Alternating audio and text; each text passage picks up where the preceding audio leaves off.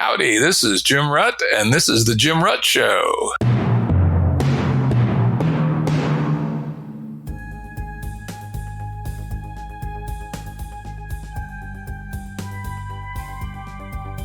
This is The Jim Rutt Show. I'm your host, Jim Rutt. Today's guest is Robin Hanson. Robin is an associate professor of economics at George Mason University in Fairfax, Virginia. Welcome, Robin.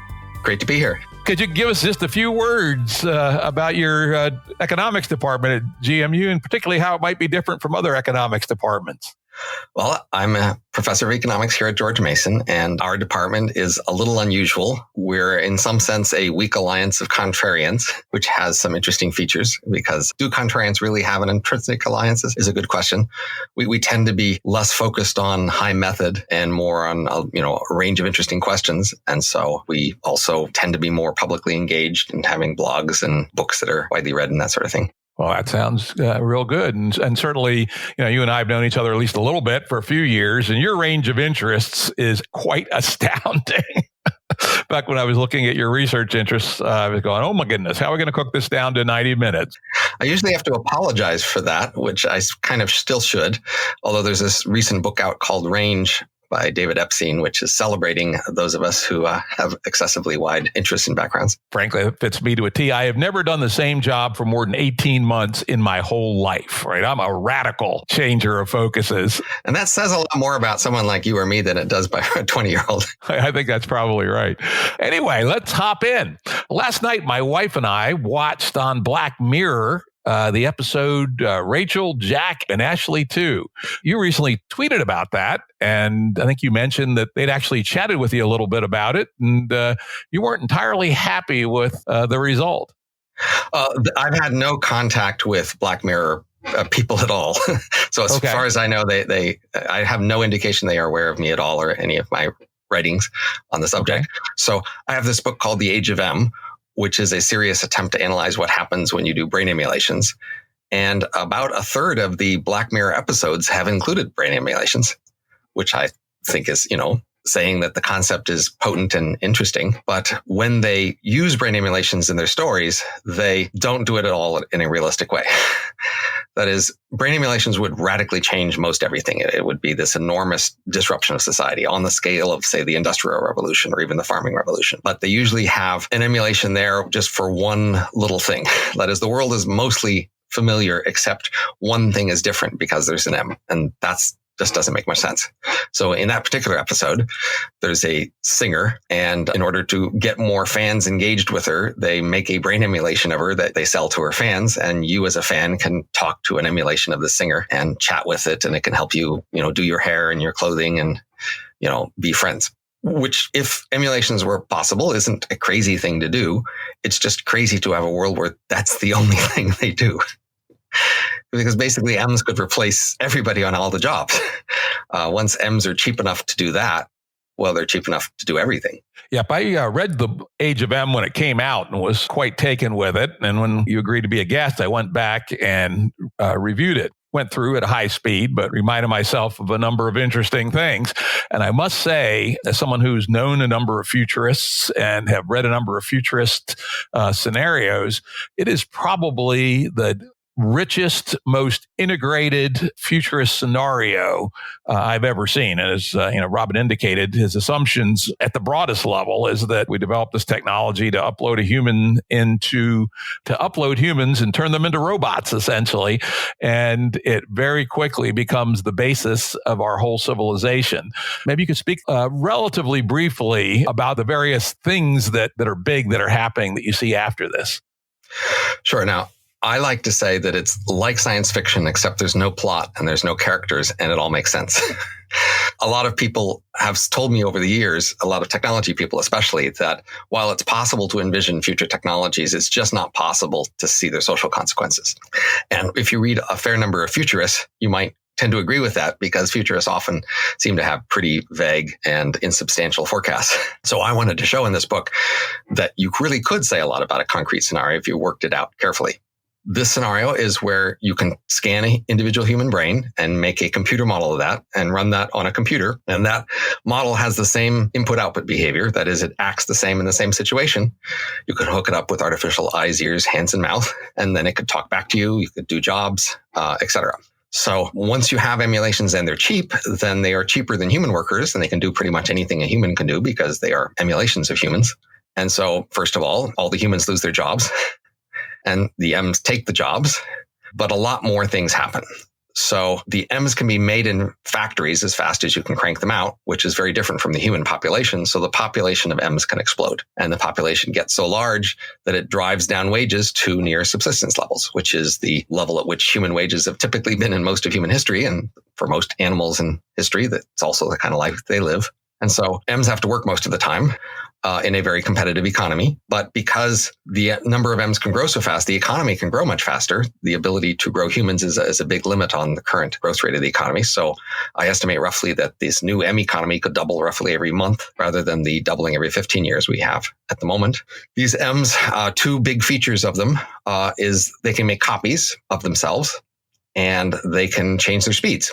So since they're running on a computer, and they're a very parallel process, if you give them more processors, they can run that process faster. So subjectively, they can run faster or slower than human speed if you pay more to go faster. And so my best estimate is they run roughly 1,000 times human speed, the typical M does. That's a speed at which in the 1 month doubling time of the economy, they experience a subjective century. And roughly after that point, they need to retire because their minds will become too fragile to be competitive with younger workers. And because it's easy to make copies of M's, then most M's are copies of the few hundred most productive humans. So even though there might be 10 billion humans available to be scanned to become emulations and compete in the M world really wants the few best because it can make as many copies as it wants of the few best. Very, very interesting. And within the constraint of your assumption, I was amazed at the detail you went into. You talked about politics, you talked about sex, you talked about religion, you talked about the architecture of the cities. You even went into an amazingly detailed argument about the subjective experience of gravity based on the size of the robot. So as I said when I introduced it, if someone's interested in an amazingly integrated, cross-checked scenario based on one key assumption, this is a great book to read. However, I will say that personally, I'm skeptical of the core assumption, which is that emulations will be the first AGI. Let me give you a couple of arguments, and then I'd love to hear what you have to say. Let's get into it. Yeah, let's do it. First, your ballpark estimate for M's was about 100 years, and you laid out, I thought, some reasonably good analysis on why that was not unreasonable. I guess I would say my estimate is shorter than that for other approaches, but I'll confess my methodology is more seat of the pants and less analytic than yours. But if I had to put a flag down, I'd say 20 to 80 years with a somewhat skewed mean of 50. And if we got there in 50 before your M's got there in 100, I think there would be no point in doing M's or very little. And here's why. M's aren't very good, right? They're only a bit better than humans. And one of the things I like to say about humans, and I used to just say it because it sounded good, which is humans are to the first order the stupidest possible general intelligence, right? Ma Nature is seldom profligate in evolution and only does what she needs to do to get an advantage, or species does. Of course, this is all teleological talk, which we know is not true, but nonetheless, you get the point that humans aren't that smart. Well, in the last 5 years, I spent a good amount of my time on cognitive science and cognitive neuroscience, and now I know humans aren't that smart. For instance, one of the more obvious ones is so-called working memory size, the 7 plus or minus 2 that allows us to relatively easily remember phone numbers. Turns out that's basically for audio information, and writing is actually processed in our audio system. We actually have another set of very short-term memories for images, and there's even less there, 3 or 4. And it turns out those two constraints have, I would argue, giant impact on our cognitive ability, particularly around the ability to process language and even to read. We can just barely read. We're constantly shuffling things in and out of our short-term memory. And when you actually test people on their reading comprehension, it's pretty bad. When one thinks about what would a ability to read be even just our plain human languages for an entity that had a working memory size of 100. And it's just staggering. Keep in mind, the 7 is an average. The village idiot has 5. Einstein has 9, plus or minus, right? Approximately. So 100 is just like qualitatively beyond anything we've ever been able to see before. And the ability to see linkages between works, linkages between ideas, I think would be huge. Some of our other cognitive limitations are memory fidelity, right? Our memories are famously bad, and it's getting scary how strong the evidence is on how bad first-person testimony is in court cases. And memories get commingled, they erode with age, etc. Another, when we're doing higher level thinking, call it Kahneman's System 2 type thinking, and are processing it through our conscious framework, we're almost perfectly single-threaded. We can pay attention to exactly one thing at a time. And not at all clear to me that you'd build that into a software AI. Another is our vision. We know our vision is very synthesized. What we're really seeing is a very small spot that moves around, jumps around very rapidly, and our brain somehow, by means we don't yet know, synthesizes something that seems like the full frame, but it's missing things all the time. And those are just a few. So my argument would be that if software approach AIs get there before the M's, even from a very early stage, they'll be better and they'll take off faster. Secondly, for the question of how to get there, it strikes me that software approaches or software hardware approaches fit in better with our financial and business ecosystems. I would assert, love to hear your thoughts on this one, that M's are mostly all or nothing. Yes, we might be able to hack out the perceptual system, but we're already doing pretty good with deep learning on perception. But to get a full-bore M, we have to figure out how to do it for a full-bore human and not lose much. All or nothings are famously hard to finance. And with my hat as a early stage investor, I often say, I don't generally bet on jumping up a cliff, while software approaches are much more potentially incremental. For instance, if we were to crack one of the biggest problems I see that's, with insight, which is language comprehension, just language comprehension itself with a bigger working memory size would be unbelievably valuable, right? In all kinds of ways, from understanding research reports and looking for integrations, perhaps most valuably to, writing novels, writing screenplays, writing textbooks, etc. And so there'll be lots of money and lots of organizations focused on these early wins on this, a more ramped approach rather than the all or nothing approach. And the last one, and I looked very carefully, actually, when I was flipping through the book on this last one, is that humans only communicate with our pretty crappy languages, and M's look like they would also mostly communicate with human languages. You do have about 2 paragraphs on M's possibly being able to exchange higher level data structures, but that really wasn't filled out at all. On the other hand, some of the AI projects, including one I've been associated with on and off called OpenCog, from the very beginning expects there to be very large and complex knowledge structures that could be shared between AIs, so we could have much higher bandwidth between our AGI elements that uses highly connected graphs of probabilistic logic expressions, which are a tiny amount of data actually, and hence have a high information density, and they're explicitly understandable. So anyway, those are my set of arguments. I think you've given us a lot to talk about here. I'm not sure we're going to get to anything else, but it'll be fun if we even just go through these. Absolutely. All right. So there's a number of separate questions here. One issue is, how far can other things get before M's show up? And the separate issue is, when both of them are around, which wins the competition, or which wins where? And those are somewhat separate issues, though they're related. With respect to the first question, a key issue is just how hard is AGI and how hard are emulations? So if you think, as many people do, that there's some, essential 5-line theory, and once you find that theory, then you've got it and you can do basically everything relatively easy, then you're just wondering when we're going to find that theory. But if you think of, AGI as just a name for a huge pool of tools and a huge pile of capabilities, that the only way to achieve it is to slowly add to the pile, then the question is, well, how big is the pile and how fast are we going? So I tend to be skeptical about the one big revolution that's going to change everything. We really haven't seen that in the last 70 years, say, of computer progress. Computer progress has been lumpy sometimes, But the degree of lumpiness in computer progress is comparable to other fields. And in fact, we see a relatively universal pattern of the lumpiness of research in terms of citations, actually. And so I would say that this straightforward prediction for the future is a continued rate of progress at the rate we've seen over the last 70 years. And at that rate, it should take a really long time. So 50 years would be pretty ambitious. I think you said 400 was kind of the center of your guess. Do you still feel comfortable that? I would say one statistic I use is that I'd ask people in the last 20 years, how far have we come in your subfield of AI as a percentage of how far we need to go to get to human level abilities? And the median response I got was about 5 to 10% with no noticeable acceleration. So if you project that forward, you've got 2 to 4 centuries. Gotcha. Okay.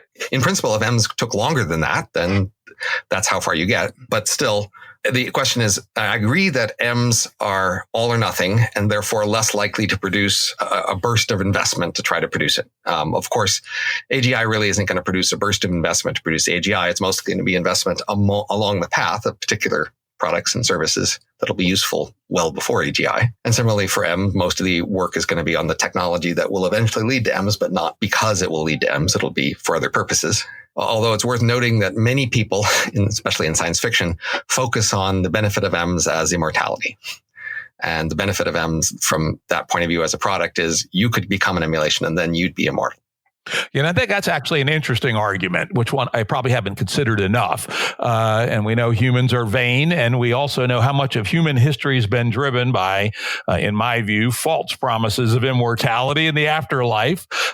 So it is possible. I will acknowledge that that's actually a good response with respect to the investment ecosystem, that if they get close enough, then there might be a spur of investment around the immortality marketplace. Right. So at this high level, my 2 kinds of arguments would be to say, look, AGI is just really hard. And so it's just going to take a long time where there isn't going to be this moment where we suddenly figure it out and then it's all done. It's just a long slog. M's are also in some sense a long slog, but in some sense, M's are more just scaling up things we kind of know how to do. It's less fundamental new understandings you need for EMS than just increasing scale. So you have to have bigger scale scans, you have to have bigger, cheaper computers, and you have to have more brain cell models. Yeah, one item when I was pondering this, and I think you addressed it in passing, I don't know how much detail, but a little bit, is one of the questions about how doable M is at what level the details matter. Right. Yeah. If the details matter at neuron types plus synapses plus synapse size plus connectome, then it's at one level of difficulty. If it also includes details of the epigenetics of each neuron, if it also includes state information within the synapses, et cetera, it might be a very much bigger and more difficult problem. We believe that it's not the worst possible case because the brain is a signal processing system. And in general, signal processing system design produces designs where there are some degrees of freedom that represent and move the signals. And then there are other degrees of freedom that don't. And then they usually try to go out of your way to have some degree of separation between those degrees of freedom. That is, the wire is an electronic device. The wire itself conducts the message, and then the insulator keeps that somewhat independent of other degrees of freedom. And that's, in general, how you do a signal processing system. And so the brain is such a system. So the brain must, at some level, have been designed to have some key degrees of freedom that represent the signals and other degrees of freedom, i.e. all the other infrastructure of the cells, to be somewhat separated from that. Which makes you think that you have to find the degrees of freedom that matter, which isn't going to be everything, but it could be a lot. Yeah, it could be. Though Ma Nature, unfortunately, is not an engineer. She's an evolution machine, and as we know, does all kinds of crazy, weird things that are highly dependent upon each other between levels and things. So I would expect us to find some degree of separation there. If you look at the organization of the body, say just organs themselves also follow this principle that, there are different subsystems inside an organism, and those different subsystems have different purposes. And in order to best design each subsystem, usually you try to make the subsystems be somewhat independent of other subsystems, and they roughly are. Yeah, indeed, roughly. But if you change small things in the metabolistic graph, it all fails, right? So there's a lot more cross-linkage than a decent engineer would do, but I take your point. There's certainly some. How about the third point that suppose the two arrive at similar times? Let's talk about the competition a little bit. Right. So imagine that M's come when AI hasn't taken over everything. ABA isn't better at everything. And so then the key question is, now they can compete on equal terms in terms of hardware and investment and capitalist attention. And it's more now the question of which kind of architecture is better suited for which kind of problems. And so this comes to your architectural criticisms. You could say, well, look, our architectures aren't perfect. They have flaws, but then you can start to improve them. So obviously humans have improved their working memory, say by, having external memory, records, videos, audio recordings, things like that. And of course, that's also a more accurate memory. So the real question is these different architectural systems and approaches, which have the advantages of flexibility or evolvability or changeability, and what other advantages do they have so that some win somewhere and some another. So as long as M's win in some substantial fraction of job tasks, they don't have to win everywhere, then something like the age of M happens. That is, in the jobs where the M's are best, then the age of M scenario happens in those job tasks. And then there's a whole other world of tasks that are done by other kinds of automation. And the age of M isn't talking so much about that, but you should imagine it that this implicit huge background of hardware and software that's doing other tasks would exist in that world and wouldn't change that world enormously. The description would be roughly the same. So it comes down to then, and as many people think that in fact, M sort of brain organization kind of software just loses at everything. And that's the argument that many people have said. It's just so hopeless. And that's an argument that combines two claims. One is that brain organization as an approach to software is just hopeless, and there's just no good way to improve it or modify it to be competitive, with a claim that it's very hard to modify. That it's stuck, whereas other kinds of software is more robust to modification, easier to improve, easier to generalize. Yeah, I think I in general would support that argument, though I just thought of something that actually may support your side a little bit, which is another area there is increasing investment is in neural man-machine interfaces. Yeah, I'm pretty skeptical about that mattering much here. Okay. Each task will be done in some kind of hardware, in a brain hardware or in artificial hardware. The neural interface basically increases the bandwidth between tasks being done in different places. So it allows more fine-grained interleaving, but it doesn't really save the M's unless there's a task that the M's are best at. So there has to be something they're best at. And then you can, integrate that more at a fine-grained time and space scale with tasks done on artificial hardware, the higher the bandwidth you have between that. Well, let me throw a real-world example on where a loosely coupled man-machine interface beats machine, and that's chess, right? We all hear about how good the chess programs are these days, and they are amazing. But I've also read that there are tournaments now where you take a very good grandmaster, doesn't even have to be the best, but a very good one, with a state-of-the-art chess playing program designed to be guided by a human. And the combination of the two is considerably stronger than the best pure computer chess programs. That's what I heard 10 years ago. I understand today that's no longer true. Ah, too bad. Today, the machines are just beating the human machine teams. Yeah, truthfully, I had not heard whether, for instance, the man-machine teams could beat Alpha Chess Zero or something, right? Interestingly, that actually argues towards how rapidly, regular software evolves versus anything else. Anyway, this has been a good conversation. Well, I have another point I want to make on this. Okay, go ahead. I have a theory I tried to come up with the essential difference between the software we usually write, including a lot of machine learning software, and the software in our brains. I think you need an account of the fundamental source of that difference in order to make an intelligent estimate about which wins where in a longer competition. So I propose that the key difference is that in the eons that evolution was evolving and improving the brain, it never found some key abstractions that we have in software that we build our computers around. In particular, it mixes up hardware and software.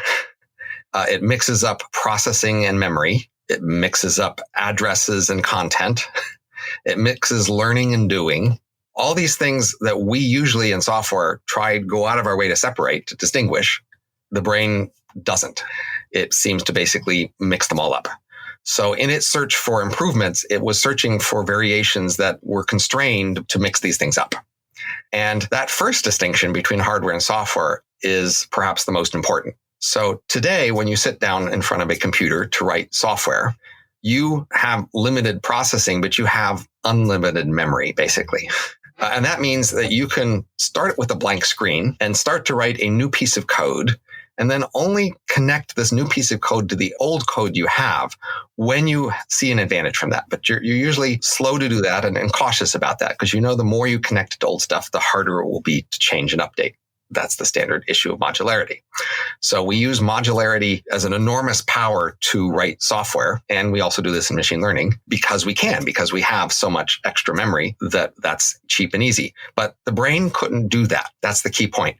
Over the eons, when the brain had an existing brain design, and then it was evolving and trying to add a new functionality or feature or capability, it couldn't start with a blank screen because hardware and software was mixed up. It would have to add a new section to the brain to do that. And the brain was pretty volume constrained.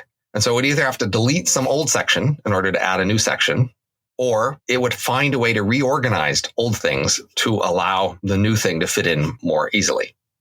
So it would focus a lot on reorganization and especially abstraction, which is the key way that you can take multiple things and make a smaller, shorter version of them that allows more room to doing other things.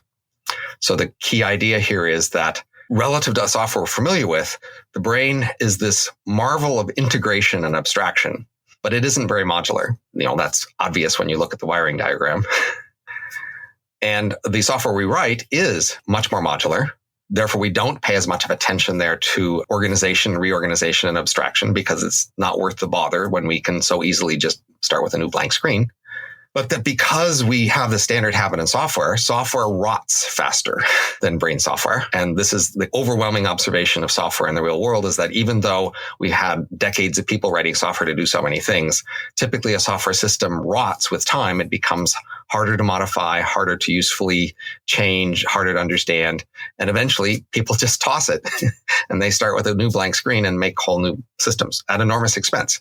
But we apparently haven't found ways to inherit most old code that does similar things. Instead, we mostly throw it away and start with something new because our systems rot. So that gives you a perspective on the advantages and disadvantages of EMS relative to other software, suggesting that on small, one big disadvantage of the brain is, in order to have the brain do anything, you pretty much have to devote a whole brain to the task. And the brain is a big thing. It's expensive.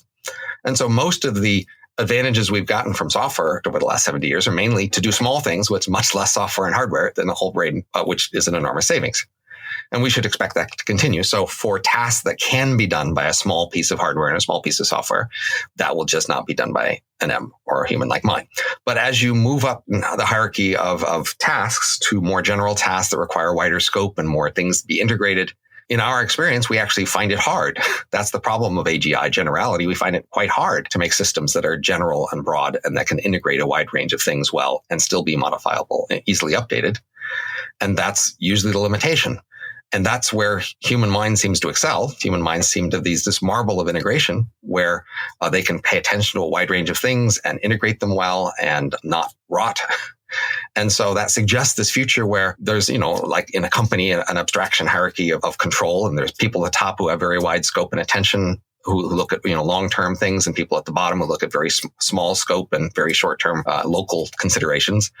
And those local considerations will obviously be done by automation, and that will be the first thing to automate. But near the top of the control hierarchy, those things seem much more naturally to be done by humans or human-like minds. And I would predict that M's have a long future there. So even against software AGIs, which may have a much higher high end than M's, you think there will still be a place for M's in their unique ability to do very broad integration and abstraction? Yeah. So, for an economist, the question is not how smart is a thing. It's sort of how cost effective is a thing.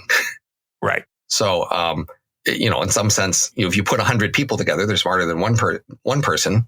And they're more capable, but they cost 100 times as much. So when you say AGI could be smarter, well, I say, well, smarter than how many humans? And at what cost, right? Right, et cetera. And so when we're thinking about this cost trade-off, then I say near the high end of the, generality, flexibility, range of considerations spectrum of tasks, that it looks to me like the M's can win there for a long time. Especially considering that once M's are possible, we can modify that software. It doesn't have to stay the way it initially did. So then the question becomes, how fast can that improve relative to how fast can other things improve? And you'd say, well, look, we've been able to improve other things much faster. But I'd say, well, yes, but that's on very narrow tasks, very narrow scopes. you haven't really pressed into the hard problem of how to be general and broad. Yeah, that's an interesting point. How rigid will they have to be, or how opaque is the other question. And it is true that the deep learning neural models are almost as opaque as the human brain, right? Indeed. And they are much more modular than people give them credit for, in the sense that any one, say, neural net, say, that does chess is this big opaque mess that does everything in chess at once, but it only does chess. In the deep learning world, people solve new problems with a blank slate. Basically, they start with a blank net and they, learn a particular area with a particular data set. They are not making systems that do everything all at once. Yeah, it's actually, by the way, why I do not believe that the current deep learning neural net architecture is likely by itself to get us to AGI. I know there are a lot of people out there these days who do, but frankly, I think it's like going into an orchard where everybody was picking fruit from the ground with a 6-foot ladder. And now you can pick a lot of fruit, but eventually you've picked it all you can get with the 6-foot ladder. And we're going to need other approaches that integrate probably multiple neural nets and have the ability to generate new neural nets on the fly under the control of a higher level abstraction, perhaps a more symbolic, more probabilistic system. And then we'll have a highly complicated, system that will probably, by the time it gets to have the capability of human brain, will probably be almost as complicated. But the question will be, to what degree is it modular and can it out-evolve? Because in the business world where I come from, the rate of evolution is pretty much everything over the long haul. If you can make your product better, then your doubling time is in value is 3 years, and the other guy's 5 years. Before long, you've eaten his lunch. The same would be true in a race between software-driven AGI versus EMS. If we can improve our software-driven human level, say equal to EMS, faster, then the dominance of EMS could be pretty short. And the key point to notice is that until we have EMS, the human stuff isn't improving very fast at all. So it's definitely been the observation over the last decades that, human workers are not improving as fast as artificial software. We almost never see something that was being done by software being switched to being done by humans, whereas we see a lot of cases where something that was being done by humans is switched to being done by artificial hardware and software. So if that trend were to continue, then it's just obvious that the humans lose. When EMS are possible, that game changes, because now the human minds who are now EMS can take advantage of the improvements in hardware. They can take advantage of scale economies in factories, et cetera, to make many of them and make them more cost effective. And they can even take advantage of their brains being modified by efforts to reorganize them and redesign them and to improve them. And that is, of course, interesting that there's no reason you couldn't spend up 10 million EMS to work on the problem of improving EMS. So it's, again, the singularity FOOM type argument, though probably slower. But the key robust prediction is the growth rate goes up. Regardless of whether it's AGI or EMS, the rate of change in the economy becomes much faster. And that if it wasn't for EMS, then we would much more despair of humans being able to keep track and keep control over all that change. Whereas when EMS are possible, then they can be very fast and they can keep up with change. I think that's a very good optimistic point about the M world, is it's probably less scary than the pure software AGI world. We'll be able to reason about it from analogy to ourselves, at least in the initial phases, and probably it wouldn't accelerate as fast. Subjectively, in the sense that from the point of view of the fastest EMS, the world wouldn't be changing as fast because they could speed up with it.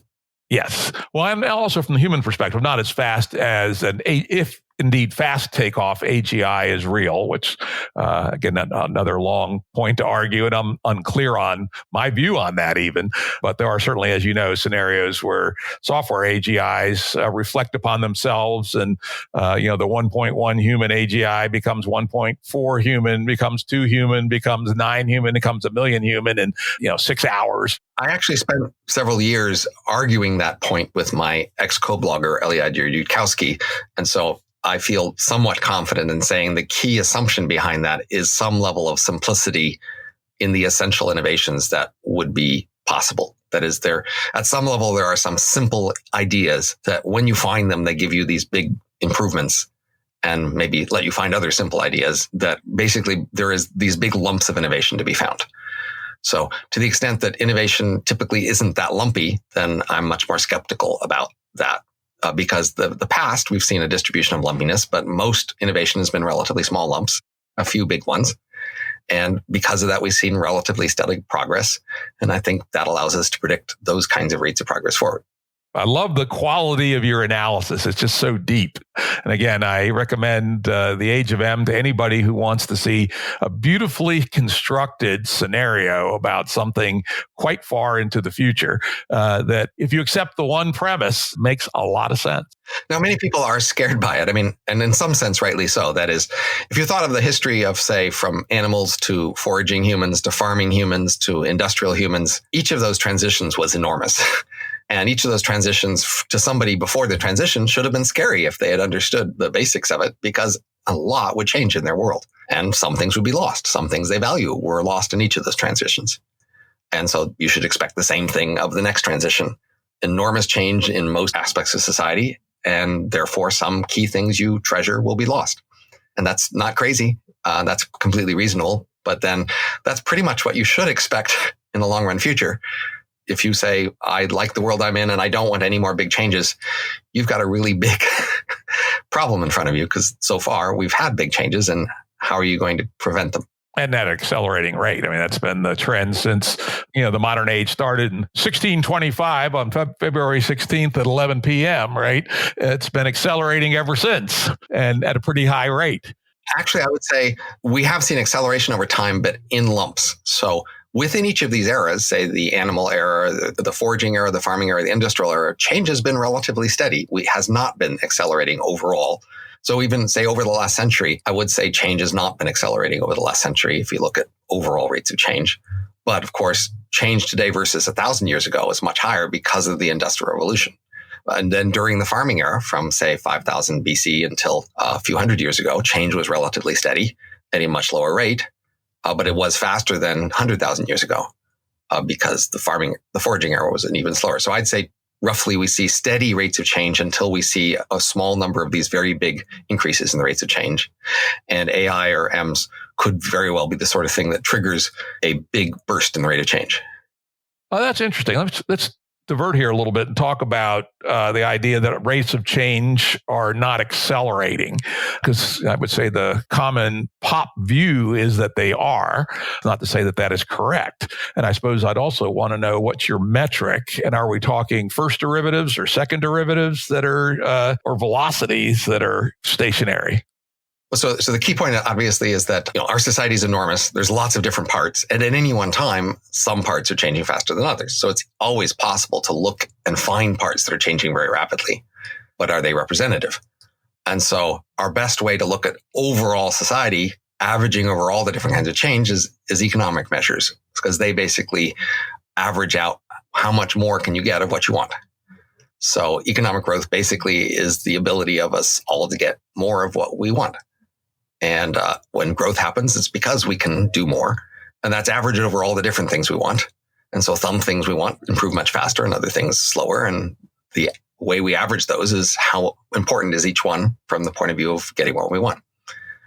And so economic growth has been relatively steady. In fact, economic growth has arguably declined a bit in the advanced countries over the last 40 years. And that's called stagnation or decline. And then people have talked about that. Although worldwide, because the poorer nations are growing faster, worldwide growth isn't slowed down, but it's not sped up either. And that's in terms of essentially productivity, I presume. Productivity is producing the things we want. So it's basically the ability to get more of what we want has gone up. Yeah, and per capita, like I said, just have to adjust by population size to get a real sense of advancement. In some sense, more population is one of the things we want. So you shouldn't neglect that either. So if we choose to have more population who get less, that's still getting more. If what we wanted was to have more population to get less. But the long-term trend, I would say, is largely in terms of the total productivity, product economy instead of per capita. So through most of the foraging world, through most of the farming world, per capita wealth did not change much. The most of change was in the total number of people, which is what standard theory predicts. That is, if we can grow people faster than the economy grows, we will. And so then most growth will be eaten up by population change as opposed to per capita income change. And it's only in the last few hundred years where we've been able to grow the economy faster than the population, such that now the per capita rate has gone up. And gone up a lot in the last 400 years, something like that. Okay, well, this is great. I really think this is a very, very interesting conversation. Let's move on to our next topic, which seems to be becoming a semi-feature here on the Jim Rutt Show, which is the Fermi Paradox. For those listeners who aren't familiar with this goes back to Los Alamos, where they made the atomic bomb during World War II, where the story is told that a group of very smart folks were sitting around a lunch table talking about how many intelligent races there were in the universe. And it must be a bunch because we have these many stars, these many galaxies. It must make some assumptions about planets, etc. And Enrico Fermi walked over and said, okay, guys, that all sounds good, but where are they? Right? So where are these other intelligences in space? And so far, we've been looking for 60 years or so and have seen no confirmed signals for anything that we would say is the sign of either an existing or previous intelligent race in the universe other than ourselves. And in general, the argument falls into two categories. One, that there aren't any, that for whatever reason, we're the first race, at least in the universe, to have reached the level of general intelligence. And then the other fork is they're out there, but they either are intentionally not showing themselves or we don't have the tools to detect them. And so with that, I'm going to throw it back to you, Robin, and tell me what you think about the Fermi Paradox. So this is a really big question, and it's an important question. And when I first started writing about it 20 years ago, I thought neglected.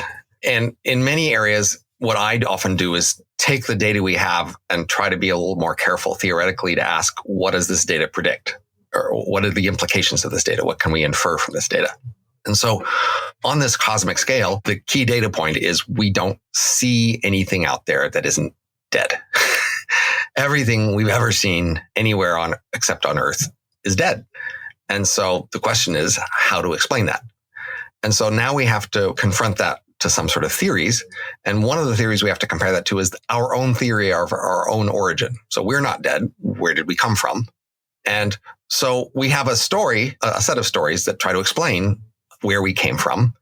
And they have to do with the path that we came along, our ancestors came along. The very first kinds of life appeared, then new kinds of life appeared, more advanced kinds of life, eventually humans grew to this level. And that theory of our past is a set of theories that mostly explains improvement through some sort of evolutionary or competition, which is the sort of theory that predicts increasing capabilities and increasing range and scope of environments. And when you apply those sorts of theories to creatures like us at this stage, we tend to predict more of the same. That is, the most straightforward prediction of our future is that we will continue to become more technically capable, that our economy will continue to grow, and that we will therefore be able to survive in a wider range of environments. We will take a wider range of energy sources. We will use a larger set of material, and therefore we will continue to grow. And the straightforward projection many people see is that means we take over a larger section of the solar system and eventually take over larger sections of the galaxy, et cetera. And those sorts of straightforward predictions of our future run into the conflict that if other places out there would follow that same sort of trajectory, they would eventually be visible and we would see them, but we don't. Yep. That's the essence of the paradox, right? So then the key question is, well, how do we interpret all this? So the way I've tried to interpret it under the phrase, the great filter, is to say, we can see this theory of a trajectory of going through these various steps as a theory of a path you go along, but these paths can have filters along the way. That is, we can imagine that at some point, a process that goes along this path doesn't continue, it stops. So for example, we can imagine, say, humans blowing themselves up and doing it so thoroughly that we prevent the rise of something like us a few thousands of years later. It's actually pretty hard to do that. An ordinary nuclear war doesn't quite do it. But the point is, you can imagine something that's thorough enough to keep it from going on. Or you can imagine, say, that evolution would have searched for billions of years in the space of possible species, but never come up with a species quite like humans with our combination of intelligence and tool abilities and things like that. And so if we think of this path, but it's not guaranteed that the system goes along to the next step in the path, then we can think of this path as a process with filters. And then each step has a filter, which is what's the chance that it goes on to the next step. And then we can think of the great filter as the sum of all those filters up to the point where something would be visible on the cosmic scale. And then the claim is, well, there is a great filter. We look out in the universe and clearly nothing has become really big and visible. And so that means starting from any random spot, it's really hard to go along that path to get to that endpoint. It's enormously hard. It's astronomically hard, literally. So if we can see, say, 10 to the 22 planets roughly out there, and none of them are visible, produced a visible civilization, then the total filter is more than a factor of 10 to the 22. And that's the puzzle. I like the filter metaphor. And you can take the hundreds of arguments about the paradox and put them into probably in terms of early filter versus late filter also. Absolutely. So this is the key point from our point of view, is we realize, well, we're only partly along this filter. We're not actually at the moment capable of being visible at a cosmic scale, although we envision that in the future we would become that. So there's a filter ahead of us and a filter behind us. And the biggest question for us is, how far along the filter have we come? And, the key point is, if it's 10 to the 22 and say we're 10 to the 20 along the way, but we still have 10 to the 2 to go, that means we only have a 1% chance of reaching that final point, which is bad news. It means most likely we failed. And we failed pretty thoroughly, in the sense that you can imagine various disasters, but if they only temporarily knock some parts of us down, but not all of us thoroughly down, then it wouldn't take that long for those parts to regrow and regroup and continue on. So that means if there's only a 1% chance of getting there, there's a 99% chance of something in our future so thoroughly knocking us down that we can't get back up again. Yep, that's a very interesting way to look at it. Of course, it does ignore one of the branches of the arguments on the late filters, which is that there are societies out there, but either live in a way that are not detectable to us. For instance, they don't use broadcast forms of electromagnetism. They may use lasers or something for long-range communication. Or some of the other late filter arguments are that they turned inward and chose, for whatever reason, to not go out into the world, and maybe have built very powerful social inhibitions against it. Or the singularity always happens and we're always eaten by our AIs. And eaten by AI doesn't work, in the sense that you'll have to explain why the AI doesn't grow out and become visible. I mean, if we saw something visible in the universe, it could well be AIs that had eaten their original species. But they would still be visible. And that would still be a puzzle if they didn't become visible. So now you have to ask yourself, okay, given any one civilization like ours, what are the various chances it goes down these different paths of, say, choosing for some reason not to grow, or creating a totalitarian limit that prevents anybody from growing, or not having any interest in growing? And the fraction of the filter you can explain with that has to be, how reliable is this process? So if 99% of the time a civilization like ours went to this point where it locked itself down and didn't do anything, then that could explain up to a factor of 10 to the 2 of the filter, not the whole 10 to the 22. So a only mildly reliable tendency of this sort can only explain a modest fraction of the filter. Though if we're at the 10 to the 20, that one explanation could explain the rest. Though I suppose if we were to look at it probabilistically, such a lockdown, you'd also have to look on what's its longevity, right? If we look at social evolution, we've never seen any lockdown that lasted longer than what was the Middle Ages, Dark Ages, 1,500 years or something, right? So we could say someone locks it down. What's the chances of it lasting for cosmic time spans, which might be pretty damn low at almost any mutation rate? Life on Earth has been locked on Earth for the whole time, but that's not because any one part of it set up a law that said, no, the rest of you can't do that. It just, no parts of the life on Earth could really do it. So here now we're imagining a future where we have the technical capability to expand into the rest of the galaxy, and then some part of the society makes a rule and a policy that prevents other parts from doing that. And that's the kind of scenario you have to be thinking of. Even, the vast majority of the civilization not being interested in going out doesn't do it. As long as there's any small part that does and is able to, then the puzzle is, why hasn't that part happened? So if you were to place your bet on the cosmic opinion marketplace on Fermi Paradox, where do you come down? Well, if you look at the entire filter, clearly the parts that we understand the least are the earliest. They're long ago, or their data is very weak. So that's the easiest place to put big filter factors that don't contradict our evidence, is way back at the very beginning. And so that's a convenient place to put it, because then that's in the past and that makes our future less problematic. So it's not a terrible scenario there. It's not terribly depressing to say, well, it looks like the most likely place to filter is in the distant past, and therefore that's probably where it is, and therefore our future is okay. The main problem is you just shouldn't be too confident of that. That's just a little too fast and easy.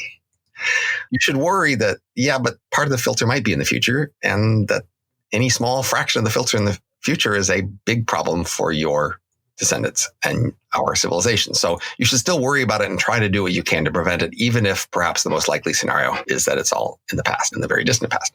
And of course, if it turns out it's not in the past, then it means it's in the future, right? And we will get some data on how much is in the past relatively soon as we start to be able to scan distant planets for their atmospheric constituents and things of that ilk. If we see any kind of life anywhere in the universe that's not at the zero dead stage, that gives us data about those early steps of the filter. And that limits how big those early steps can be. And so the more advanced life we find, the closer to us we find, the lower that initial filter can be. And therefore, the higher the later filter kind of has to be, which is bad news. So it will be bad news to see advanced life away from Earth, especially the more plausible it is that it had an independent origin. One plausible story, though, is that life was very unlikely to evolve, but it evolved in the initial cluster of stars that was the nursery for our star. So our star didn't arise by itself. It arose in a nursery with several hundred stars all together in the same molecular cloud, because that's typically how these things happen. And so if that molecular cloud was a dense cloud where stuff traveled between different parts of the cloud, then it's plausible that even after our sun formed and life formed soon there, other parts of that cloud got the life together. And so the best place to see it in our galaxy for other life is the other siblings of our star. And they should be actually relatively easy to identify because they would have the same mix of elements as our star in terms of the various kinds of elements that would have been in the cloud. So we can find our few hundred siblings of our star out there. And if they have life around them, that speaks to the rest of the filter after that point, but not so much to the very first step. Yeah, it doesn't quite answer the cosmological question, right? Maybe it got lucky within the cluster on the early filter. Well, I suppose if they independently all developed their own life, the question was it independent or was it through some propagation of some early substrate? Right, but if they were from our siblings, it's almost certainly that there was propagation between us. But other stars out there that doesn't have a common origin, then it's much more plausible that it was farther back in the chain. Of course, that depends where the filter occurs, right? And when. I mean, if it turns out it was 4.5 billion years ago, then some form of contagion amongst them might make sense. But if it was 3.5 billion years ago, the distances were getting mighty big at that point. And it might be much less likely, though it could have been some precursors that were shared. You know, there was enough of the advanced hydrocarbons left over from the previous set of supernovas, for instance. So the highest level thing to realize is just there are reasons to be worried. That is, you look in this dark night sky and everything looks dead. And that should worry you a bit. It should say something out there kills things or prevents them ever from becoming alive in the first place. There's something really fierce and dark and dangerous out there. And of course, one of those scenarios is called the dark forest scenario, where there is a regular eruption of life, but there's some top predator that goes and eats them every time they show themselves. That's a great entertaining scenario, and it's worth thinking through. But over the years, I just can't make it work. I just can't figure out how there's a plausible scenario where there's a dark power that's hiding and kills off anything that shows up without that dark power becoming visible itself. It's interesting. When I was a 12-year-old or 14-year-old nerd, I, of course, ran the Drake equation, said, there's got to be hundreds of thousands of them. But the more I have looked at it in the last 10 years, I've really looked at the literature, I've become more and more, put a little bit more weights, quite a lot more weights on early filters. For instance, as you mentioned, our working assumption is that we have a evolutionary ratchet that improves over time, and giving enough time ought to produce pretty amazing results. However, the mathematics of evolution require an error rate below X not to succumb to what's known as the error catastrophe. And we look at how information could be duplicated in an early warm pool soup before we have something like our DNA architecture with its pretty heavy error checking and error repair capability. You run the numbers and you go, the evolutionary power of that pre-error corrected information is pretty damn low. So how did a low power ratchet without error correction, was it able to generate our high fidelity information ecosystem around DNA and all of its duplication, error detection, and error correction components. That has become my favorite early filter. No doubt there's a lot of earlier stages, even before the sort of life we're familiar with, in just large pools of biochemicals selecting each other and, selecting out some forms and emphasizing other forms. Even if that's not a life, there could be a lot of processes there by which there's a slow, gradual accumulation of some kinds relative to others. Yeah, the point would be, though, if the error rate and the duplications of information between generations was, above the error catastrophe level, the rate of evolution seems mighty slow, and we probably have not had enough time. So the question is, how quickly and in what probability do we go from that low power evolutionary machine with non-error corrected data to the high power evolutionary machine with error corrected DNA data? And seems like a possible early filter. And I then go and say, if we do have a strong early filter, and that's one to my mind that seems plausible, then that has some very interesting moral implications. This is something I would never have believed when I was a 14-year-old nerdy kid, right? Which is that we might actually be the first general intelligence in the universe, or at least in the galaxy. And one could argue that has some immense moral implications. The biggest implications come from being the only as opposed to the first. If we're just the first, but others are coming, well, we kill ourselves off. The others will be there. If we're the only and likely to be only, well, now a lot more rides on our shoulders.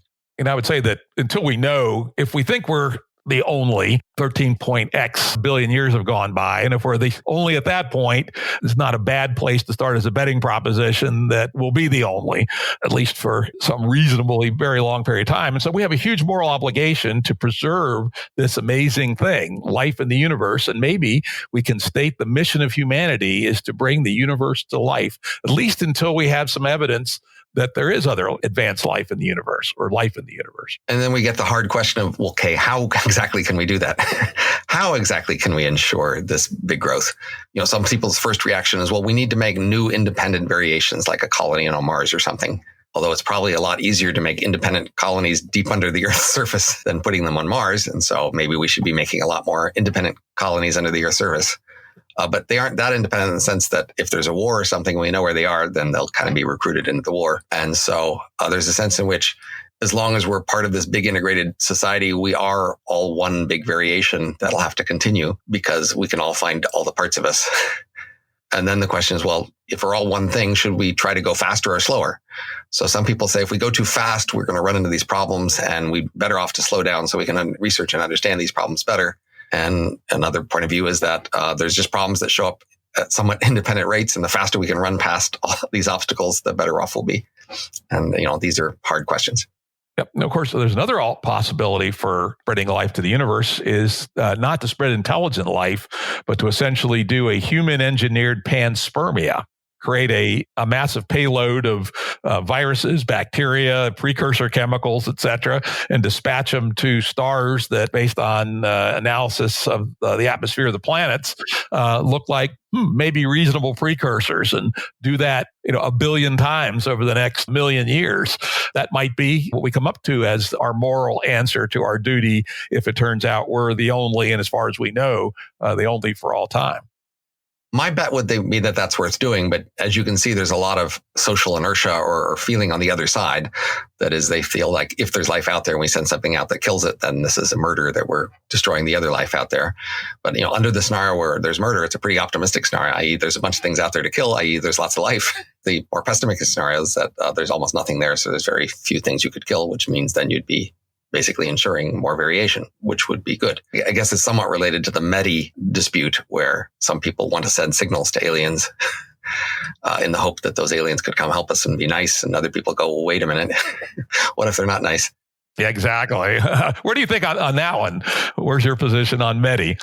Almost surely we would be one of the youngest, weakest, most primitive civilizations around. If civilizations are communicating on a cosmic scale, they would almost all be much older than we are. So it's the question of, do you really want to stick your neck out being the youngest, most naive, weakest member of this community? We have a lot to gain, but we have a lot to lose, right? By being the weakest. My sense is when you're the new kid in a company, you're usually best to keep your mouth shut for a while and see what's going on. If you have the ability to go make a speaker a few hundred light years away somewhere else and make it be loud and then watch what happens to it. That would be the safest approach. Yeah, that would be tolerably in favor of that one. Big loud speaker 100 light years away and with no way to trace it to us. I like it. But making sure there's no way to trace it to us would be really hard because you don't know all the different detection capabilities they have. It also may turn out that the nearest 200 light years may be close enough. Too close. Yeah, they'll just kill everything within 300 light years. Exactly. Anyway, this has been a wonderful conversation. Let's move on to our next topic. And this is actually what caused me to reach out to you and ask you to be a guest on the show, which is I very recently read The Elephant in the Brain and was quite taken with it. And that's a book that you co-wrote with a guy named Kevin Simler. Yeah, he's a great co-author, and the book is much easier to read and more accessible because of my co-author. You can compare it to Age of M, and you can see the difference. For me, this is an attempt near the end of my career to summarize a key point that I wish I had known at the beginning, and that hopefully new generations of social scientists won't make the same mistakes I and others of my generation did because we didn't know the one key fact of this book. And so the key story is that in social science and in policy, we typically analyze something like education or medicine or even marriage from the point of view that we basically know what people are trying to do, their basic goal or motive with respect to this thing. And then that there's a lot of complications in how to get that, and that policy can help you figure out how to get this thing that obviously is the thing you're trying to get. So in education, we'd say the thing you're trying to get is to learn more material faster. And then education policy is all about how to reorganize schools or school funding or ratings such that we can induce more material to be learned faster. Or you would say medicine is obviously about taking sick people and getting them well. And medical policy and medical reform and medical funding and institutions are all about figuring out better ways to get more people well or faster at a lower cost. And this is what we do over and over again through our society. We in each area of life, we have this easy assumption of what something is for, and then we build on that to analyze how we can do it better. And the claim of the book is that through an awful lot of these areas, the standard key assumption is just wrong. Schools are not about learning more material faster. Medicine is not about making sick people well. That is, at some level, it's kind of about that. It has some degree of functioning that way, but that's not really the key strongest motive that's driving these institutions and behaviors. And so if you miss the key thing that something is for, you're just going to be misdirected right from the start. So we have a long history in education research of finding many powerful ways to help people learn more material faster. We actually know a lot about that. And we found many ways that existing schools could, in fact, teach more material faster, more effectively, at lower cost, et cetera. And we've consistently not adopted these reforms. And that's got to be pretty frustrating for education researchers and reformers who've known for many decades how we could do things better. Same in medicine. We know lots of ways that medicine can be more effective. People are not very interested in these ways. And again, that's got to frustrate medical reformers and social scientists. And the key claim of the book is, well, the big mistake everybody's been making is assuming you know what these things are for. So our book starts out trying to make it plausible that you would just be wrong a lot about why you want to do things, that you are not aware of your motives. So our book has been classified as psychology, and it had psychology referees and psychology reviewers. And these psychologists have all said, yes, this is a standard thing we know in psychology. People are quite often unaware of their motives for doing things. But they've said, we already knew that, so who cares?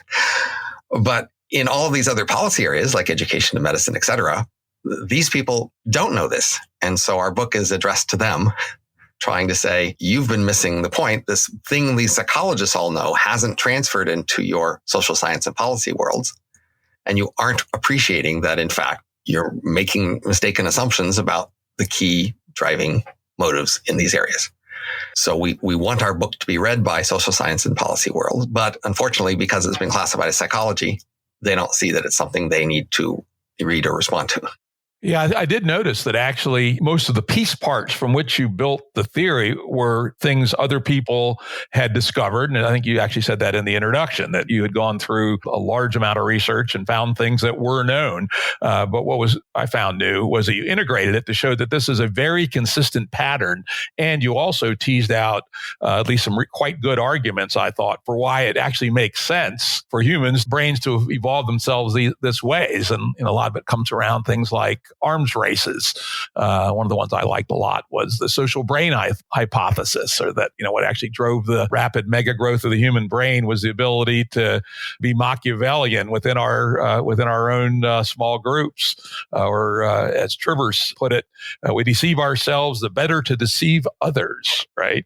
And so I thought that was really where you guys delivered, where you pulled together these various piece parts and then also found the pieces that explained all the piece parts together. We're doing some degree of synthesis, but again, I think a lot of people in this area correctly would say, well, they kind of already understood that synthesis, even if we're doing an especially good job, say, of explaining it to a wide audience.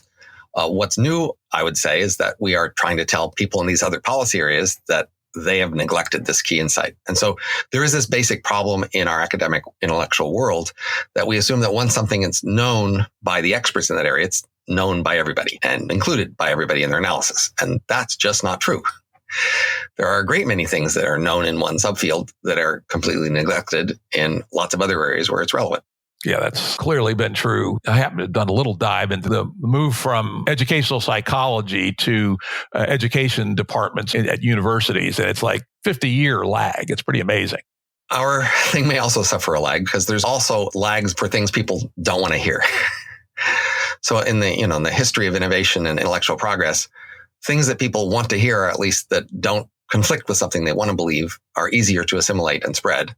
The things that people just don't want to hear, that go against what they want to believe. Yeah, one of those that came up again and again, particularly in your applied chapters, was that so much of human behavior can be thought of in terms of signaling as opposed to substance. Right. So the key general idea is that when we are trying to attribute motives to our behavior, we are mostly acting as a PR person or press agent for ourselves. That is, instead of knowing what we actually are doing, we're more like the president's press secretary who is trying to make up good explanations for what we're doing in order to present a good face to the world. So we're looking for explanations that defend us well against potential accusations. And the explanations we come up with do achieve that function. They're just not really designed to be accurate representations of the real motives that are driving us, because the real motives tend to be less pretty and more socially dysfunctional and more open to the accusation that we're violating social norms of being selfish and self-serving, which we are. And therefore, we look for more pro-social, good-looking motives to attribute to ourselves. Certainly seems to be the case. The section on medicine was particularly interesting. Could you maybe talk about that a little bit? Sure. So that's, for many of our readers, perhaps the most surprising chapter. In each chapter, in the last 2/3 of the book, the 10 different areas, what we do is we say, here is the topic we're talking about, and here is the standard motive most people would point to. And then here are a bunch of puzzles with that, things that don't fit so well with the standard motive. And then we finish with an explanation, a motive that fits better with many of the details of that area.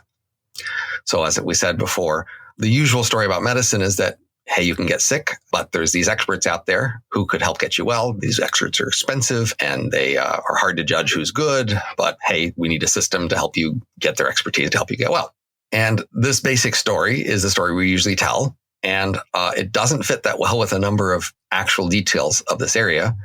And perhaps the most prominent one is the fact that there's very little correlation between people who get more medicine and people who get healthier.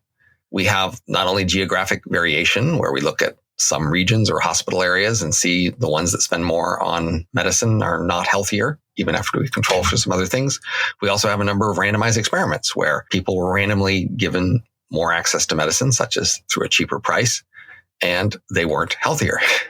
That's a big puzzle from the point of view that the whole point of medicine is to spend a lot of money to get healthy. But we have a number of other puzzles in this area that people say are not very interested in ways to improve their health via, say, sleep or nutrition or air quality or exercise. Compared to medicine, they are really obsessed with medicine, even though we see very little connection between medicine and health and much larger connections between health and these other areas. And they're cheaper, right? Getting an extra hour of sleep costs a hell of a lot less than some expensive course of mental health intervention, right? People are also remarkably uninterested in information about the quality of medicine. They just won't bother to pay for it. They won't look at it. They just want to take a simple strategy of trusting their doctor or surgeon and not thinking about it. How do you explain those behaviors in terms of your theory? An analogy is Valentine's chocolates. We have a tradition here on Valentine's Day of giving your lover chocolates. And the idea is that you show that you love them with the chocolates. Now, when you do that, you don't ask how hungry they are when you decide how many chocolates to get. The point isn't how hungry they are. The point is, how much do you need to spend to distinguish yourself from somebody who doesn't care as much as you? You need to spend a lot. And when you ask, what quality chocolates should I get? You're not that interested in what you privately think is the highest quality chocolate. And you're not that interested as a recipient of the chocolate in what you privately think is the quality of the chocolate. You're interested in commonly perceived signals. What do most people think is the high quality chocolate? And if on Valentine's Day you don't have a lover to give you chocolate, but you'd like people to believe that somebody out there cared for you, you might buy yourself some chocolate and leave it on the desk at work. Okay. How does that work on an individual basis? I could see how it might work with respect to a parent purchasing medical interventions for a child, but let's take the case we talked about in passing of a person who could choose either to sleep 1 hour a night or spend $200 a week talking to their shrink. There is nobody they're trying to impress, really. So first, to make the point, most medical spending is done via third parties. Nations buy medicine for their citizens. Companies buy medicine for their employees. Heads of family buy medicine for the rest of their family. But they pay, they don't buy. It's an interesting distinction between the payer and the buyer, right? It's always good to find a business where you can decouple the paying and the buying. College textbooks being a perfect example, by the way. But in this case, the actual decision to pull the trigger, right, to say, I'm going to go to see a shrink weekly rather than sleep an hour is an actual decision made by an individual agent. With the price greatly reduced because other people paying for it, as you say. So these other people fund the bill. They say, don't worry about it. When you feel like you have a problem, just go to the doctor and it'll be paid for by this other source. And that other source is part of the process to show they care. So they are definitely achieving the benefit of reassuring people that they care about them through that spending, even though they're not choosing each individual doctor visit. Then the individual person, when they have a problem, they have a choice of whether to go or not, but often they're getting pushed. So you may know couples where one member of the couple pushes the other to get a checkup, to get something checked out, et cetera. There's a lot of that in family areas where individual people show they care about other people by pushing them to go get care. And then you, as the person who is the subject to these other people subsidizing you and pushing you, you often want to be a good sport and cooperate and let those people show they care about you by taking care of you. And you want to feel that. And so the signaling is then at the macro level. You could argue that society together says we're going to show we care by allocating 17% of the GDP to medicine. But an adult typically makes their own decision on what medical treatments to go after. People do initiate whether they have any particular doctor visit or whether they buy any particular medicine. That's at their choice, but it's mainly funded by other people who have enabled that, who said, don't worry about the cost, just go. And in addition, we push people, and people seem to want to get credit for being caring by pushing other people to go. So now you, as somebody who has people around you pushing to go to the doctor, you show them that you care about them by letting them show they care about you by accommodating them and going when they push and spending the money that they have allocated for you to spend, which then shows them and everybody around that you are loved and cared for by somebody who is willing to pay for this. And do you have a rough estimate on what percentage of medical care, let's say in the United States, you might consider to be above and beyond medical usefulness that are generated by these signaling behaviors? Most likely more than half. That's a big damn number, bigger than almost anything else in the economy, right? So the advice to you is, if you only wanted to get your health higher, but you didn't care about these other signaling benefits, then I'd say cut out half of your medicine. And of course, you might say, which half? And I'd say, well, there are some simple ways to do that. So in the health insurance experiments we've seen where people had randomly assigned more medicine, we see they weren't any healthier when they were given a lower price. So that method says that you should look at the price and say, if I had to pay for this out of my pocket, if I had to pay full price for this, would I be willing to pay for it? And then if you wouldn't, don't bother to get it, because that's the kind of medicine that in these experiments wasn't useful. Another way to do it is there are these various studies out there. The Cochrane reports is one where they take different treatments and they rate them according to the strength of evidence that they are useful and cost effective. So you can just drop lower half of the ratings. That would be another way to drop half of your medicine. So I'd say you can safely be about as healthy with spending a lot less money and time and trouble by just dropping the lower half of medicine according to either of these two ways to rate it. Very interesting. Let's go on to another one, politics. People are especially sensitive about politics, especially emotional, and they've got a lot invested in this. Well, actually, some people are. So in all the different 10 areas we discuss, people vary a lot about how central those things are to their identity. So for many of you, medicine is not central to your identity, and you were fine with what I just said in the last few minutes. And for others of you, medicine was central to your identity, and you're very skeptical. It's really important to you to believe that medicine is effective. Similarly, in politics, some of you don't care much about politics. You're kind of cynical or skeptical about it. And what I'm about to say will sound fine. And others of you will be much more skeptical because politics is really important to you. So the usual story about politics is that you get involved with politics, you read about it, you talk about it because you are helping. You are a Dudley Do-Right. You are making contributions to your society by thinking carefully about the better political positions, the better politicians, et cetera, and then making good choices that will benefit all of us. Good for you. That's the usual story people want to give to explain their political behavior. And that story just doesn't fit with a lot of details about people's political behavior. For one thing, you are just way too emotional and very uninformed about most political opinions you have. People seem quite free to have political opinions they haven't researched much at all, and they seem very confident of them, even though these things are usually pretty complicated.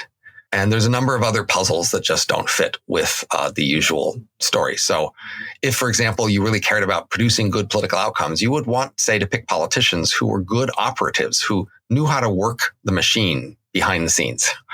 They could craft bills and negotiate deals.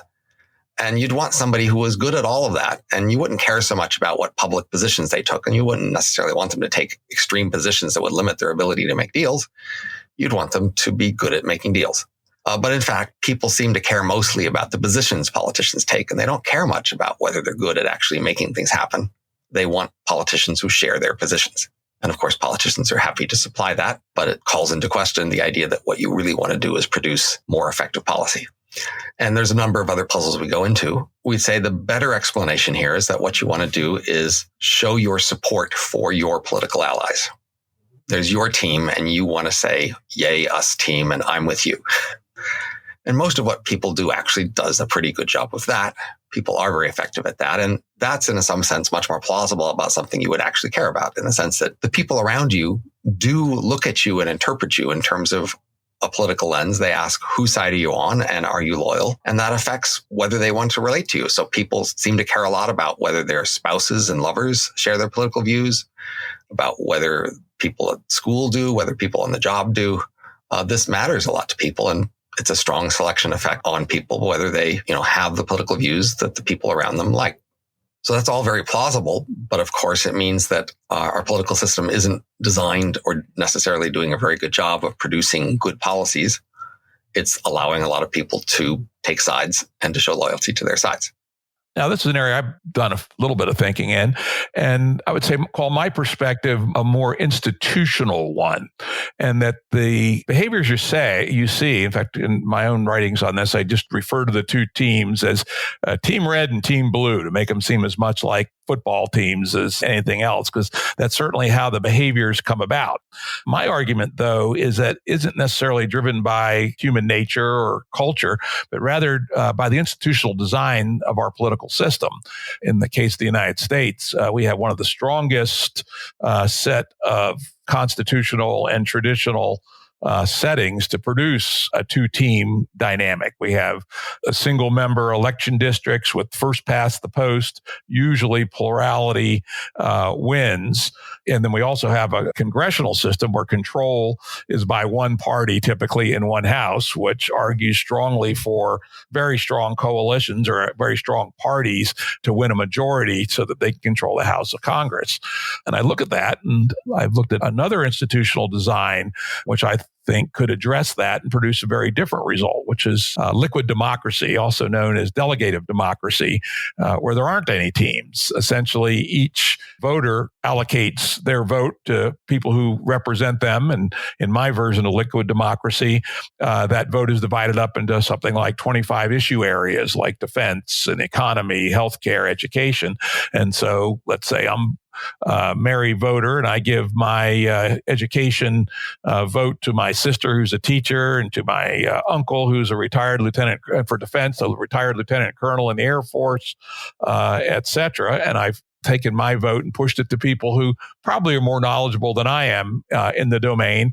And nowhere does that get aggregated into a team. Rather, each issue that gets floated by a person, an initiation of legislations, gets voted on by these proxies without any intermediation. And so we don't have the institutional dynamic that we see in our system. So in our book, in all of these areas, we are first just trying to look at broad averages of human behavior across a wide range of space and times.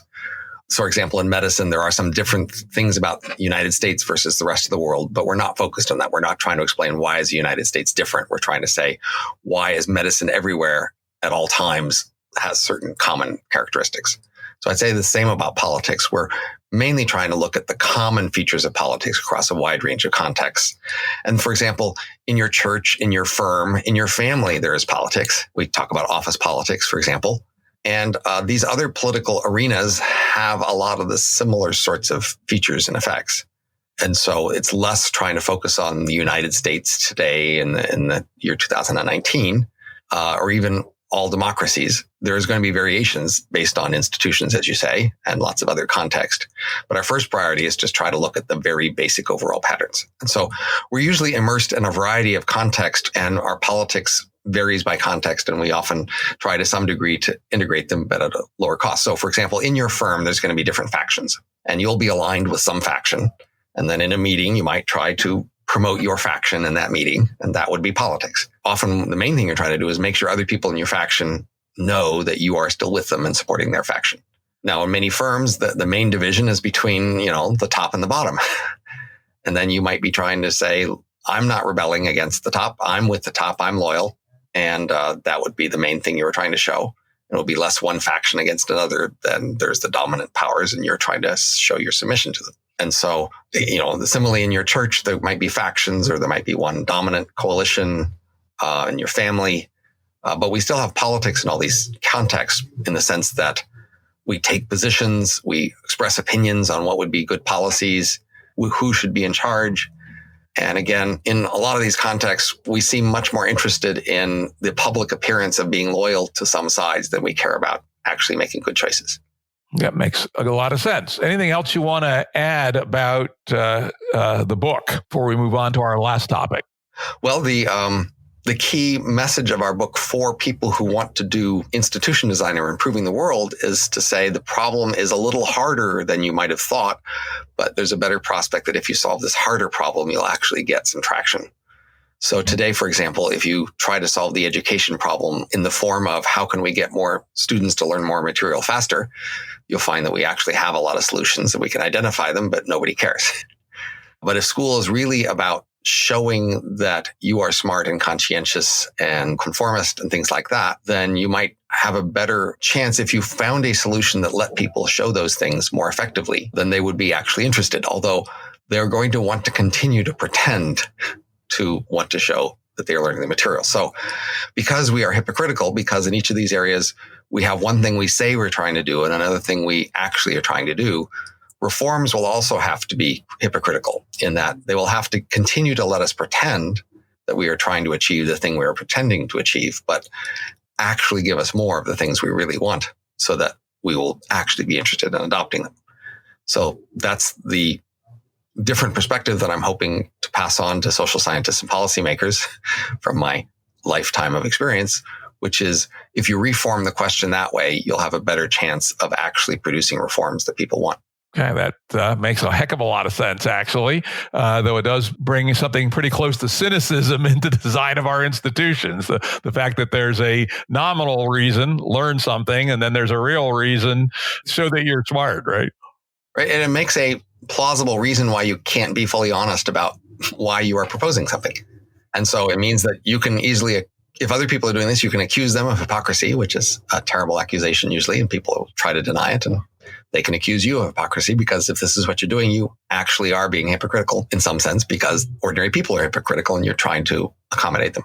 Unfortunately, that seems to give rise to a defense mechanism within the system for inefficiency, right? If to actually address the reality immediately produces a reaction from the other side of hypocrisy, it then becomes difficult to nudge the system towards reality. So the first thing to realize is all of these different systems are chock full of enormous waste. From the point of view of the thing we say we're trying to achieve, there's a vast potential for doing better and a vast unacknowledged and unused potential. So it's far easier to figure out how to produce policies that would make things better than it is to get people to be interested in adopting them. So the more fundamental problem in the world isn't how can we have a better world, but is how can we make anybody care about having a better world? Yeah, it seems to be the split is the reality of what they say they want is different from how they'll actually behave.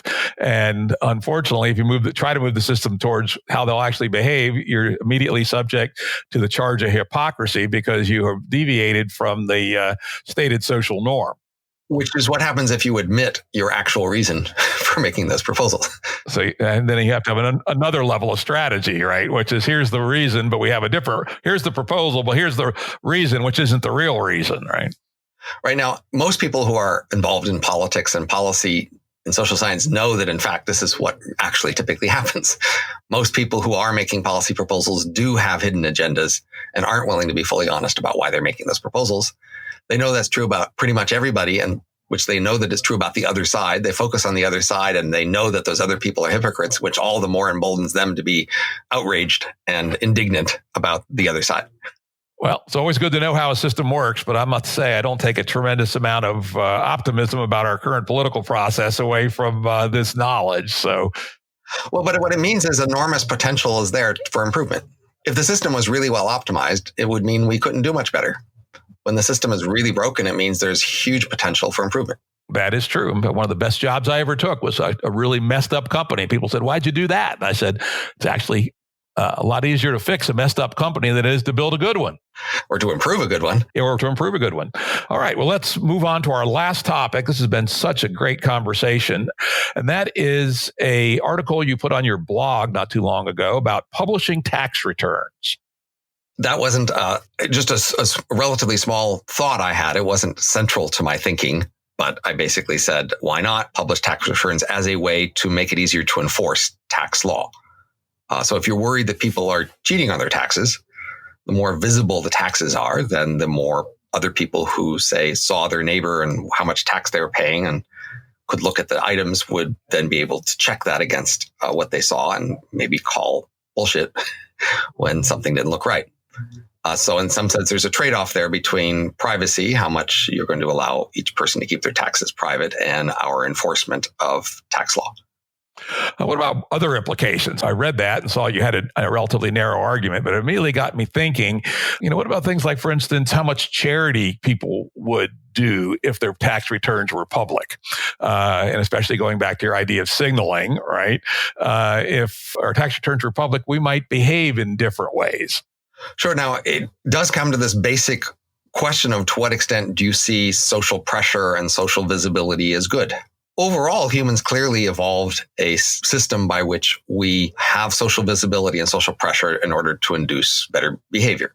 This is the whole concept of social norms. Long ago, we didn't have formal systems of law. What we had is norms, and the rules were if you saw somebody breaking a norm, breaking a rule, then you were supposed to tell everybody, other people about it, report on it, then you were supposed to talk to them and coordinate with them about what to do about it, which included threats of punishment, and escalations to continue to do something to get it to stop. That is our ancient human heritage, to have norms that we enforce in that way. It's only in the last few 10,000 years that we've had formal systems of law that did anything else than that. And mostly formal systems of law are trying to more strongly and accurately enforce these norms that we've developed before. So if you approve of this general norm-based system, then you like the idea that you could make behavior more visible, which would then make other people be able to shame you or disapprove if you were violating a norm, and then exert more pressure on you to behave better. Now, many people have come to the opinion lately that norm enforcement is bad, that we should not be having norms enforced, that we should instead create a system where people can do things privately in ways that are not visible, and that that's a better world where other people are not getting involved in their business. And so if true, that means that norms have gone really wrong somehow. Somehow, once upon a time, norms were effective and useful, and now norms are just broken. And of course, often people want to make a norm about that. That is, they create and enforce a norm that you shouldn't have other norms, or that certain norms are inappropriate. That's part of the modern world discussion, is when it would be okay to have norms. A lot of research has been done, including some mathematical simulations by some folks at our Santa Fe Institute, indicate that it's really hard to have norms survive without enforcement. Absolutely. So you're not going to have norms be followed if they aren't enforced. And so the key question is, do you want norms being followed? There have been norms in societies in the past that people have disapproved of those particular norms.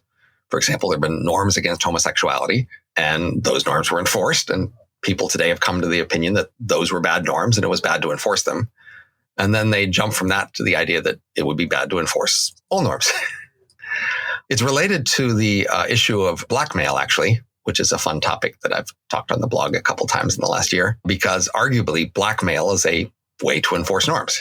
That is, if there's a thing that if it were known, you wouldn't like it to be known because people would treat you worse, blackmail induces the threat of making that be known and punishes you for behaving in ways that that threat would be effective. So in some sense, when you allow blackmail, you allow people to enforce the norms against whatever behavior you would do that you wouldn't like to be known. And then many people think, well, that's bad. It's bad to have blackmail because it's bad to enforce those norms, such as, for example, homosexuality in the past. Gotcha. Though we get to an issue that if we have a nihilism about norms or a nihilism about enforcement, we've essentially said we've abandoned all of our norms. Right. So some people say, well, now that we have law, we don't need norms anymore. Although then they have norms about which laws we should have, and of course, norms about which laws should be enforced. So, for example, the recent Me Too discussion is about a norm against behavior, not only behavior, some of which is illegal, but they want the norm to be enforced, that more sorts of behavior like that should be illegal. And even when it's not illegal, it should be disapproved. And that's an attempt to use norms to enforce concept of good behavior and bad behavior. And it makes sense if we agree that that is bad behavior, which I certainly would agree. So especially important thing is that we've seemed to have weakened our norms for supporting law. In the past, there usually were strong norms in any given geographic area that if you saw illegal behavior, you should report it and you should assist in reporting and preventing and inducing the formal law enforcement apparatus to come to play. And more recently, we often have communities where in the local community's norms, there's no particular thing you're supposed to do when you see illegal behavior. It's up to the police to find it and catch it, but you're not supposed to help. There's no obligation you have to help. And in fact, often you feel you have an obligation to not help because you see the police, for example, as an outside occupying force that are not supporting your community. So when you don't have a norm of supporting law is, of course, much weaker and much less effective. And so then you might not have norms or laws. Presumably you'll have a much less strong society, right? Your coherence as a society will be substantially weakened. But again, from the usual broadest perspective, we say, norms and then law were important tools that societies had for discouraging bad behavior and producing better behavior. But from some perspectives, they say, well, that may have once been true, but it isn't true now. And therefore, they say norms are now just things better off not enforced. And even many of them think laws are things better off not enforced. There's even a contingent of people who think a stronger law enforcement is a bad idea because we have so many bad laws that enforcing the law is bad.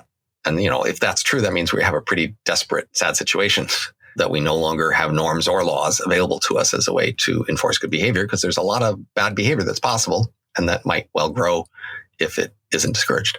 Yeah, from any evolutionary game theory perspective, we know that systems are easily invadable by free riders and by other kinds of malicious strategies again and again. And work by guys like Sam Bowles and Herb Gintis on some of these simple social exchange games show that without the ability to enforce norms, there's a large tendency for people to retreat to a series of far from optimal strategies. So I've been especially interested lately in ways to reform criminal law enforcement and punishment, exactly because if you assume that on average, criminal law is a good idea, then on average, it'd be good to be more effective at enforcing that. And arguably, our current system is pretty awkward and inefficient at doing those sorts of things, and unfair in many ways. But that is all based on the idea that it's better to have criminal law than not to have it. And the same is true for norm enforcement. Blackmail is good if the typical norms that would be enforced by blackmail are good, but not otherwise. What are some of the ideas in the criminal justice area? Well, I've got this package that it's kind of radical, but I'm even thinking of writing a book on it, to combine a bounty insured fine system to basically privatize the punishment and enforcement of crime, but still have the same social choice of what is a crime and whether anyone acts as a crime. So the bound of the proposals will leave in place whatever systems we have for deciding which acts are crimes and how severe any one act is as a crime in terms of a type of act, and then whether there's an accusation about any one person having committed one of these acts, leave alone the process for deciding whether that accusation is correct. Okay, so for instance, let's say we still have a law against armed robbery, and we want a pretty strong sanction on it. Would we put a bounty on people who apprehend armed robbers? So we put two numbers on each crime. So say armed robbery of a certain sort. So we could vary armed robbery, say whether it was, violent or non-violent with a gun or not. You could vary the punishment for different versions of armed robbery. But for whichever version you're talking about, society would put two numbers on that crime. It would put a bounty, i.e. how hard should people try to catch it? And it will put a fine, which is how much should it be punished when it's caught? And those would be the two key numbers that the society would decide about each crime. And now there'd be a private system by which, say, a bounty hunter would go look for evidence to accuse any one person and then go to court and try to convince a court of that. And then if they convince the court, they will receive a certain bounty, and then that person will suffer a certain fine. Now, in the past, we've tended not to use fines for big crimes because most people can't pay really big fines. So the innovation here is to make it more like our system for automobile insurance. So today, you're not allowed to drive on the road unless you have insurance that covers for an accident. And so the idea would be to do that for everything. Crime insurance for everything, or even lawsuit insurance for everything. You must have an insurer who backs you to a large amount, say the 90th percentile of awards, such that if you are found guilty of that, they will pay this amount on your behalf. And if we can do that, now you and your insurer internalize the issues of how to punish, how to monitor, how much freedoms you should have, and even how much to help with crime detection. You and your insurer make those choices, and the rest of us don't have to get involved. So today, in our system of crime, because it's this centrally run system, we all have to get involved in deciding which kind of traffic stops are justified, which kind of prison treatment is cruel and unusual, whether torture is okay, whether the government should be able to get your emails under certain subpoenas, et cetera. We all have to make all of these central choices in a centrally bureaucratic way, which is not very well attuned to individual variation. So now under this alternative system, once you've got an insurance company that agrees to pay for your crimes, you and your insurance company decide what happens to you if you're guilty of something. You can agree to torture, you can agree to prison, you can agree to exile. You can also agree ahead of time to limit your freedoms. You can agree to curfew, you can agree to ankle bracelets, you can agree to places you're not allowed to go, you can agree to letting people read your emails. You choose your freedoms and your punishment. And that, of course, will affect your insurance premiums. The insurance company will offer you a lower premiums on your crime insurance if you are willing to accept fewer freedoms or more limits on your behavior or stronger punishments should you be caught. But that's up to you now. The rest of us don't have to get involved. So it's an insurance mandate, kind of an ACA for crime insurance. Just like we do for cars now. Exactly. And like some people are proposing to do for guns in the moment. So, people who don't like guns in the moment are saying, hey, you should have to get gun insurance if you buy a gun. Well, that's another damn good idea. Well, Robin, this has been amazing, even better than I thought it would be. But I think the time has come for us to wrap up. And any final words, any final thoughts? It's been fun chatting with you, and I'm happy to have been able to talk about all these different subjects with you. Very good. Look forward to talking to you in the future.